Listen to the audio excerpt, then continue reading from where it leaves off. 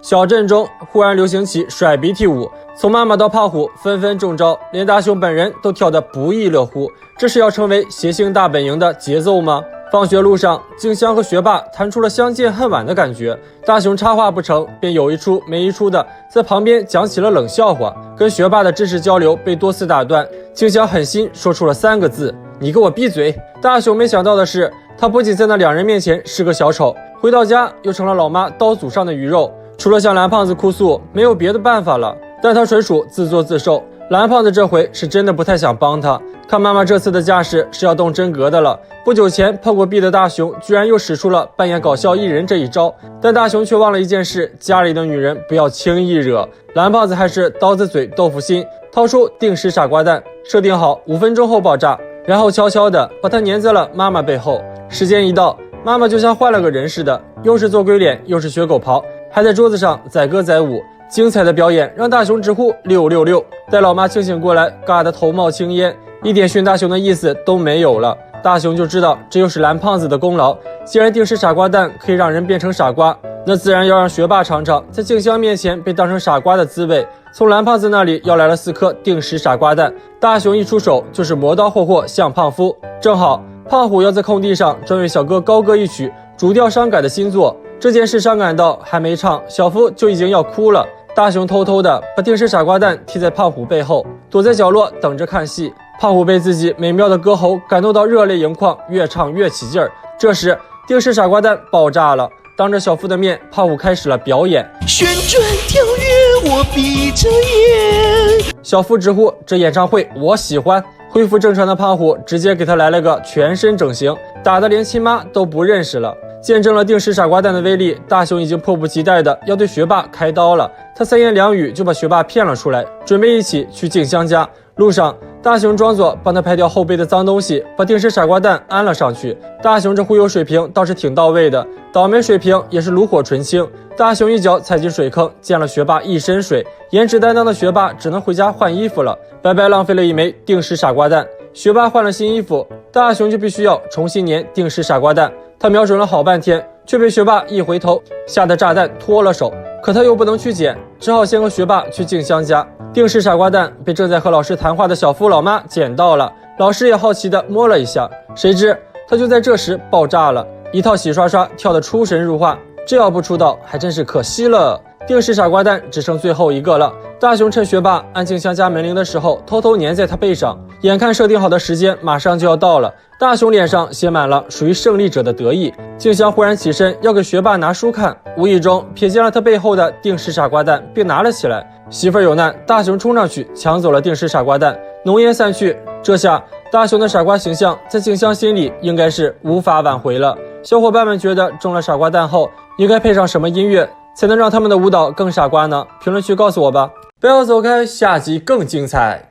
你们见过这样的蓝胖子吗？妆容怪异，性别不详，但这却引得一村子的老爷们儿扒墙头，只为看一眼他那倾国倾城的容颜。就连皇帝也放出豪言，今生非蓝胖子不娶。暑假的最后一天，大雄在家上蹿下跳，只因为足有300页的《竹取物语》的读后感还没写，这要不完成，白天在学校要被老师批，晚上回家还要被老妈揍。蓝胖子扛不了大雄的软磨硬泡，只好拿出了道具，进入故事书的鞋子。于是2人穿上鞋子，轻轻一跳，就来到了故事世界。这里是故事的开始，有一位伐竹翁在这里捡到了辉夜姬，而此时伐竹翁正好赶来。2人连忙用缩小灯将自己缩小，挂在了竹子上。伐竹翁也被缩小灯的光亮吸引，来到了蓝胖子所在的竹子前，刀起刀落，差点把2人的魂都吓出来了。蓝胖子一个大头朝下落到了竹子中，被伐竹翁当成了辉夜姬带回了家。看着如花似玉、娇小可爱的蓝胖子，老奶奶那叫一个爱不释手啊！可此时缩小灯的功效到了时间，蓝胖子从娇小可爱变成了饮食过度，只能先逃了出来，并与大雄会合。可蓝胖子被当成了辉夜姬，这样的话故事进行不下去，大雄的读后感就要泡汤了。大雄只能将蓝胖子坑到底了。他拿出变装照相机，对着蓝胖子就是咔嚓一下。凹凸有致的身材，乌黑闪亮的秀发，烈焰性感的红唇。为了大雄，蓝胖子只能自认辉夜姬。父亲大人，母亲大人，我是你们如花似玉的女儿辉夜姬。大雄也没闲着，各处发传单，告诉大家伐竹翁家有一位倾国倾城的女儿，雪白的肌肤，吹弹可破，圆圆的大眼睛，外加可爱的樱桃小嘴，引得一群老爷们流连忘返。当然也有吃不到葡萄说葡萄酸的，说辉夜姬可能就是个长得像狸猫的怪物。蓝胖子一听，小暴脾气瞬间就上来了。既然说我丑，那就给你们露两手。蓝胖子先拿出了机器小人，弹奏出了优美的琴声，而后拿出毛笔，写出了动人的诗句。最后的重头戏，蓝胖子竟然掏出了变声器，朗诵了起来。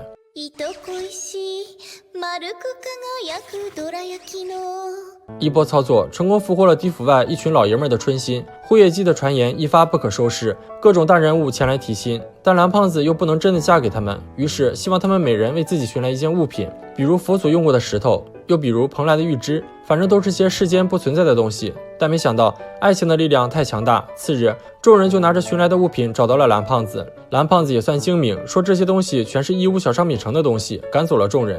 一波未平一波又起，连皇帝都亲自前来，希望蓝胖子可以做自己的皇后。蓝胖子眼看藏不住了，跪在父母面前，声泪俱下的说道：相聚总是短暂，满月之日我将回归月宫。父母对蓝胖子依依不舍。满月之日，皇帝为了不让蓝胖子被月宫的人抢走，派重兵把守。大雄担心蓝胖子不能脱身，但蓝胖子却心贼大，你就放100个心吧，一会儿月宫的人就会来迎接我们了。蓝胖子嫌弃假发太热，衣服太笨重，可恰巧被路过的士兵看到，大喊有妖怪啊！结果蓝胖子就被当成了靶子，差点被射成了串串香烤来吃了。正在大雄不知所措的时候，一束月光照到了大雄面前，随后又一道月光落下，大雄带着月宫的仙女来到了蓝胖子面前，并告诉他蓝胖子就是辉夜姬。虽然仙女们一脸嫌弃，不相信辉夜姬会有这么丑，但还是按照剧情把他俩接到了月宫，故事完结。第二天，当大雄信心爆棚的拿着读后感给老师看时，却因为把主角辉夜姬写成了狸猫，遭到了老师的1万点暴击伤害。如果你们也有一双可以进入到故事中的鞋子的话，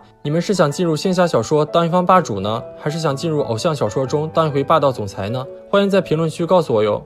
不要走开，下集更精彩。黑灯瞎火，胖虎和小夫竟然遭遇神秘点心袭击，就连胖虎最爱的酱油鲜贝也对胖虎下手了。这点心咋都成精了呢？大雄爱巧克力发自内心，对静香恐怕都没这么深情。老婆没了可以再找，这块巧克力吃了就永远不在了，也就只有蓝胖子惯着他了。吃不完的巧克力，这个确实可以有，只要用点心牧草像养牛一样养巧克力就好了。但是巧克力又不会有丝分裂，不凑一对的话，吃再多也不会生小巧克力。蓝胖子只好拿出自己私藏的那一块。虽说巧克力会不会分男女是个问题，不过目前看来他俩还是挺登对的。蓝胖子留下几罐牧草，吩咐大雄：你给我留下好好喂巧克力。但大雄怎么可能会靠谱，转头就出门撒欢了。听到小伙伴们讨论动物繁殖的话题，大雄又管不住嘴了，我家巧克力也会自己生小宝宝呢。然而在大家看来，大雄只是傻缺欢乐多罢了。大雄气鼓鼓的回到家，巧克力已死的不能再死了。